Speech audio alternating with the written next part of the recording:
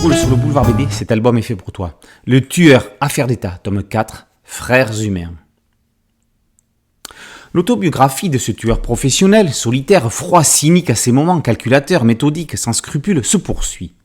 Nouveau cycle, le deuxième de cette saison 2, déjà de cette surprenante série de tueurs, affaires d'État. Et toujours cette même approche, ce même style et ce côté philosophico-humaniste. Le tueur doit se mettre au vert après ses dernières aventures, ou plutôt au blanc. Définitivement au service de la France, sa planque dans les Cévennes n'est visiblement pas assez reculée pour éviter les imprévus. Mais déjà, Barbara le recontacte pour un nouveau contrat. Si sa nouvelle cible ne lui semble pas être un gros problème à nettoyer, certains de ses voisins le plongent dans la délicate question de l'immigration clandestine. Il semble utiliser un mât perdu dans la montagne pour du trafic d'êtres humains.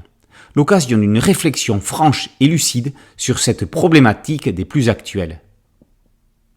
C'est ainsi qu'il découvre chez lui 2 enfants endormis. Ils se sont enfuis de ce mât isolé pour venir par hasard se réfugier chez lui. Les accueillir quelques jours, c'est dans ses cordes, bien que pas dans son éthique professionnelle. Mais plus, ce n'est pas vraiment son truc. Mais pour le tueur, la routine se poursuit.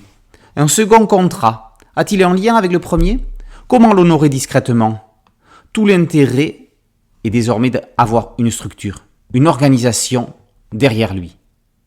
Et voilà que les 2 gamins disparaissent, ou plutôt semblent avoir été récupérés par leur geôlier. Cela va-t-il en rester là ? Quel plaisir de retrouver le tueur qui ne cesse de se renouveler. Un nouveau triptyque en perspective ? Scénario mêlant fiction policière, fait tirer de dossiers réels et questions humanitaires. Cette fois, le tueur nous plonge dans le jeu de corruption, de pouvoir, des limites du légal et des autres possibilités, de réponses adéquates à des questions sensibles.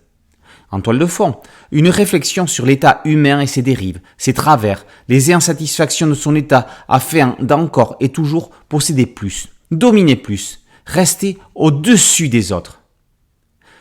Un scénario tendu, rythmé et cynique à la fois. Même si nous en sommes au 17e album, il réussit une fois encore à nous prendre à la gorge. Décidément, Mats est loin d'en avoir fini avec son tueur. Après la corruption dans le monde politique, des populistes ambitieux, d'éventuels terroristes islamistes, voilà que Mats s'attaque maintenant à la traite humaine, à la pédophilie dans certains milieux. À nouveau, des réalités froides mises en page et décortiquées dans un thriller qui semble classique. Tout un art d'embarquer le lecteur vers des problématiques souvent actuelles et sensibles. L'ensemble est justement parfaitement mis en page par un Luc Jacamon connaissant la musique. Ses découpages, ses couleurs, ses choix de plans pour telle ou telle scène, ses ambiances nuancées, chaudes ou froides en fonction de la narration, font, comme à son habitude, merveille. Bref, cet excellent tome du tueur relance la série vers de nouveaux horizons à nettoyer.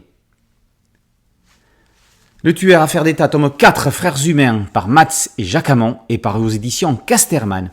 Merci à mon ami Thierry Ligaud pour cette chronique. Boulevard BD, c'est un podcast audio, une chaîne YouTube. Merci de liker, de partager et de vous abonner. À très bientôt sur Boulevard BD. Ciao.